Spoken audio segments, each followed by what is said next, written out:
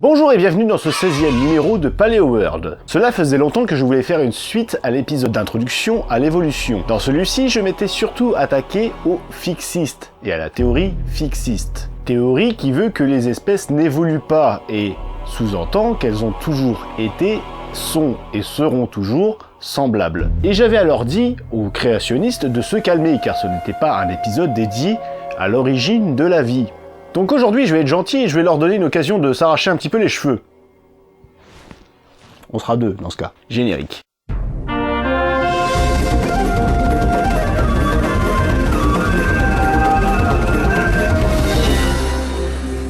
Même si on en doute un peu plus chaque jour, la Terre est, à notre connaissance, la planète qui est la seule aujourd'hui à abriter la vie. Avant tout, qu'est-ce que la vie? Une question qui a fait couler beaucoup d'encre et agiter les méninges de beaucoup de philosophes. Et donc les philosophes, qu'ils soient vivants ou décédés depuis 2000 ans, m'excusent, mais je vais donner ma propre définition de la vie. Oui, parce que quelque part, il faut qu'on sache de quoi on parle, mais il faut aussi qu'on avance. Un corps peut donc être considéré comme vivant à partir du moment où il peut assimiler de la matière dans le but d'avoir une activité autonome et se reproduire. Du coup, pour les parasites, ils sont quand même vivants, ceux qui sont stériles aussi. Bon, on n'a pas le temps. Vous excuserez ma tenue, je sors de la douche. Mais qu'on soit clair tout de suite, la science, au contraire des religions, formule des théories et non des dogmes. L'origine de la vie sur Terre est expliquée par plusieurs théories qui sont toutes réalisables. À l'heure actuelle, il est encore impossible de dire laquelle ou lesquelles de ces théories se sont produites sur la Terre. Oui, lesquelles, car rien n'exclut que la vie ne soit pas apparue plusieurs fois au cours de l'histoire de la Terre, à condition non plus qu'elle ne soit pas tout simplement descendue de l'espace. Et arrêtez de penser aux aliens. Rien à voir. La panspermie est une théorie très ancienne puisqu'elle aurait été formulée pour la première fois par un philosophe grec du nom d'Anaxagore. Lorsque la contamination extraterrestre est causée par une météorite, on parle alors de lithopanspermie. Litho pour la pierre. Le 28 septembre 1969, près de Murchison, en Australie, à une centaine de kilomètres au nord de Melbourne, s'écrase une météorite qui, après analyse, recèle la présence de plusieurs milliers de molécules organiques, y compris 73 acides aminés, dont 8 font partie des acides aminés protéiques. Il n'est donc pas totalement exclu, il est même très probable que la vie vienne de l'espace, ou tout du moins que les éléments nécessaires au développement de la vie sur Terre aient trouvé leur origine dans l'espace. Ouais, tout ça c'est bien joli, mais nous ce qu'on veut savoir c'est comment est née la vie. Comment passe-t-on d'une matière inerte à une matière vivante? Si certains minéraux et éléments comme le carbone ont la capacité naturelle de pouvoir se dupliquer, aucune expérience pour l'heure n'est venue appuyer l'origine de la vie à partir de cette duplication. L'origine de la vie pourrait fort bien être chimique.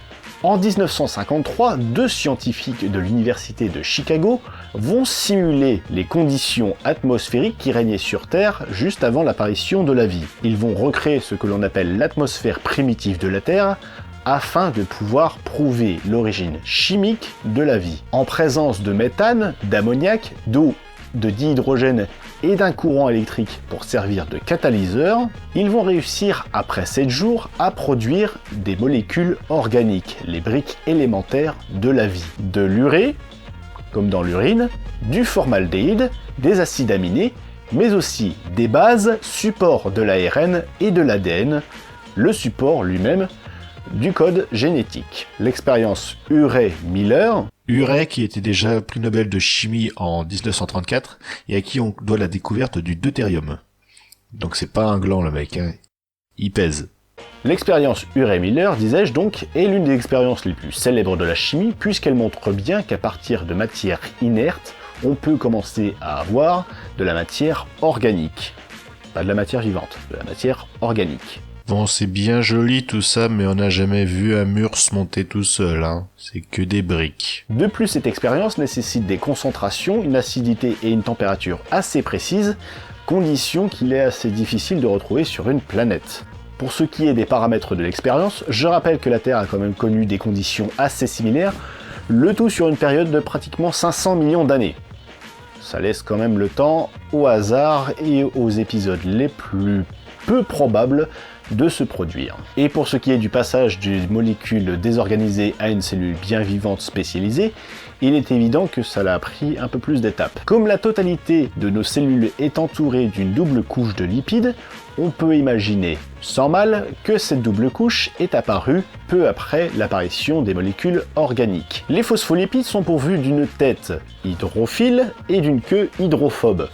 Donc, en milieu aqueux, les têtes vont se tourner vers l'extérieur de la membrane et les queues vers l'intérieur pour fuir l'eau, ce qui va former une double membrane. Quand cette double membrane prend la forme d'une boule, comme dans le cas d'une cellule, on appelle ça un liposome. La formation du liposome va protéger les molécules organiques du milieu extérieur, mais elle va surtout permettre la concentration de ces molécules, augmenter la probabilité d'échange et également faciliter le processus de réplication. À force de se reproduire, des erreurs vont forcément apparaître. Mais ces erreurs, comme dans le cas de l'évolution, vont permettre des spécialisations, dans le cas plus courant, elles vont quand même mourir. Et là, même si on parle de cellules, ça n'est pas sans rappeler la théorie de l'évolution par la reproduction sexuelle. Une des théories les plus courantes voudrait que la vie soit apparue autour des fumeurs noirs, sorte de mini-sources hydrothermales situées à côté des dorsales océaniques. Plusieurs expéditions ont déjà été tentées, mais aucune brique élémentaire de vie spécifique à ces milieux n'a pour l'heure été découverte. Les fumeurs noirs n'auraient donc pour le moment servi qu'au développement des premières formes de vie, qui est déjà pas mal. Petit point rapide sur un phénomène dont vous avez déjà certainement entendu parler, si l'origine de la vie vous intéresse. L'homochiralité du vivant et l'asymétrie des molécules organiques. Pourquoi tout le monde s'en va quand je dis ça? Le sujet pourrait sans problème occuper toute une vidéo, mais comme ce n'est pas le thème d'aujourd'hui, je vais en parler juste brièvement. Certaines molécules peuvent se présenter sous une forme L ou une forme D. La première étant le reflet de l'autre. Représentées sous forme de projection de Fischer, les molécules ont l'air d'être symétriques par rapport à un axe. Le fait est que lorsque l'on produit ces molécules lors d'une réaction chimique, molécules donc stéréoisomères, comme dans le cadre de l'expérience d'Urey-Miller par exemple, l'expérience produit autant de molécules de forme L que de forme D. Or, il se trouve que dans le monde du vivant, il existe une asymétrie des molécules organiques. Les acides aminés vont être sous forme L, tandis que les glucides vont être sous forme D.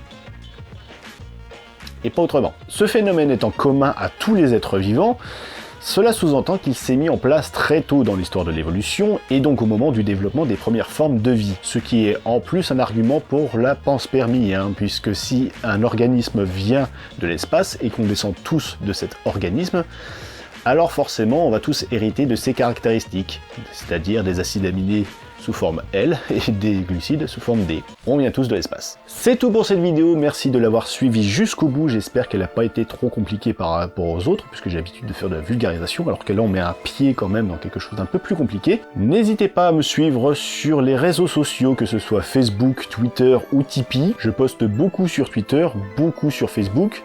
Je poste rien sur Tipeee parce que pour l'instant il n'y a personne, Je sais pas si je fais de la merde dans mes vidéos ou quoi que ce soit, bref. Je vais pas vous dire de vous abonner ou de laisser des pouces bleus, vous faites ce que vous voulez. Moi je vous retrouve dans 2 semaines dans une prochaine vidéo. Allez, salut! Ciao!